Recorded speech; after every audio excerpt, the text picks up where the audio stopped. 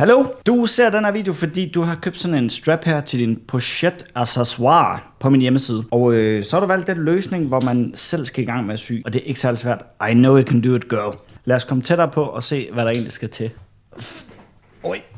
Så i din pakke, der ligger selvfølgelig den her nye strap her, nål og tråd. Og i den ene ende af tråden, lige der kan I se, der er sådan en knude her. Og i den anden ende, der er nålen så trådet her. Og nu tager jeg selvfølgelig bare en ny spænde, fordi at, jeg har jo ikke din spænde. Men du piller selvfølgelig bare den gamle spænde af. Det hurtigste lige at gøre, når du skal have den gamle spænde af, det er lige at tage en kniv, og så bare lige snit her, snit, og så kan du åbne den. Det er bare måden, den er sat på. I den ene ende af din strap her, der kan du se, der er 4 huller. Og det er faktisk lige meget, hvordan du bukker den rundt, som du bukker den rundt den her vej, eller bukker den rundt den her vej. Fordi at den her lille øksne her, den kan dreje, så derfor er det lige meget, hvordan den sidder på. Så det første du gør, det er at holde den således her. Jeg håber, det står skarpt det her. Og så tager du det ene hul her. Det er igen lige meget, hvad du tager. Jeg tager højre, fordi jeg er højre nu. Så hiver du bare igennem. Den kan godt være lidt træls at få igennem her første gang. Sådan der. Så hiver du bare igennem. Og du hiver ind til knuden kommer her. Så hævet helt igennem, til du har knuden her på indersiden. Så kan du begynde at lukke den sammen her. Og så skal vi lave det, der hedder et overlæg, så vi stikker nålen ind her. Og jeg skal nu tættere på, vi stikker nålen ind her. Og så hiver vi lige knuden lidt ned. Laver lidt plads. Og så skal vi her på toppen. Se, så skal den igennem begge huller. Det vil sige, den kører ind igennem begge hullerne her. Det er også lidt sjovt at sige, at man selv har syet den på, ikke? Sådan der. Kunne der meget gerne komme en ud her. Sådan der.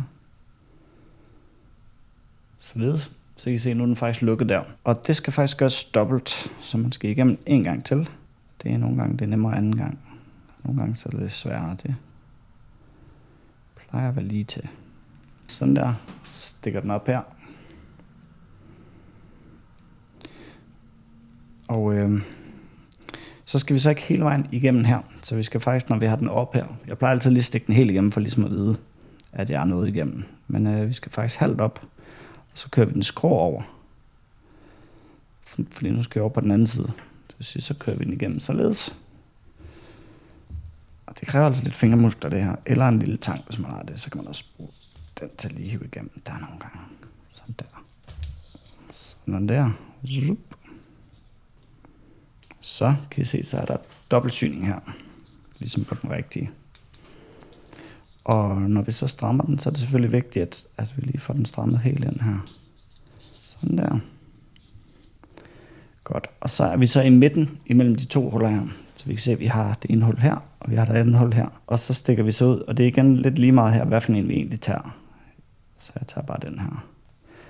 Man kan lige hjælpe, hvis man stikker igennem udefra. Kan man lige bløde hullet lidt op her, og sådan der. Så man skal finde det sådan der. Og hvis den driller lidt med at komme igennem, så kan man lige flytte lidt her på det her. Sådan der. Bum. Og det er så her, vi igen hiver stramt. Således. Og så skal vi så på det hul her. Det vil sige, at vi har den ene ende af tråden her, og den anden ende af tråden her. Så skal vi så stikke igennem her, og sørge for, at den ligger sådan her. Fordi så lukker hele den her lykke her, og så laver den anden. Og det eneste, der egentlig er vigtigt her, det er, at man ikke stikker igennem tråden. Det kan man godt komme til. Så lige hiv lidt i tråden her, og så sørg for, at den er ned, og du ikke har nålespidsen igennem tråden. Stikker man op her. Og nogle gange så her kan den være rigtig svær at hive ud. Og hvis det driller, så tager man altså bare en tang. Jeg har sådan en lille tang som den her, men man kan selvfølgelig bruge, hvad man lige har. Man kan lige tage den og lige give et lille hiv her. Bup. Sådan her. Bul. Godt. Og så kører vi igennem igen. Og der gør vi så det samme som før. Så vi vil egentlig ikke ud på den her side. Vi vil gerne ud i midten. Så her kører vi lidt skæv. Jeg plejer at tage den ud her i neden. Så jeg kommer ud lige her. Så lige for den her lykke ligger rigtigt, så det ikke bliver noget rod. Jeg tager lige min lille tang igen her. Swoosh. Så kan I se, der er ikke noget snyd her. Der er ikke noget spole frem, og så er det helt lavet sådan her. Bum, så lukker den der.